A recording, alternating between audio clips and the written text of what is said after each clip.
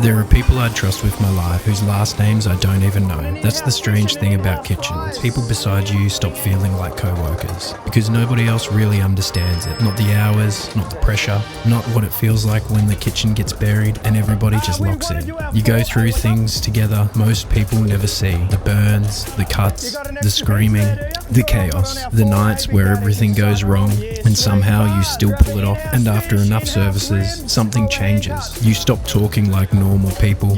You communicate in looks, movements, half sentences. You know when someone's drowning before they say a word. You know who's about to crack, who needs help, who just needs someone to tell them you're alright. And outside the kitchen, most of those relationships probably don't make sense because some of the people you're closest to, you've never seen in daylight. Sometimes you barely recognize them outside the kitchen. You see them at the supermarket, out of uniform, quiet, standing under normal light, and for a second, your brain doesn't register it because in your head, they only exist behind the line, covered in sweat, moving fast, calling tickets over the noise. You know their station better than you know their real life. You know what cigarettes they smoke, what music they play during prep, what they're like 5 hours deep into a slam service. And somehow, that becomes enough because there's something about surviving service together that makes people understand each other differently. You see people at their absolute worst, and somehow you still care about them, maybe more because of it, because when you survive enough brutal services together, there's a kind of respect that forms, the kind you can't really explain to people outside of it. And eventually you realize it wasn't really the food keeping you there, it was the people beside you, the crew, the idiots, the pirates, the people who made chaos feel normal.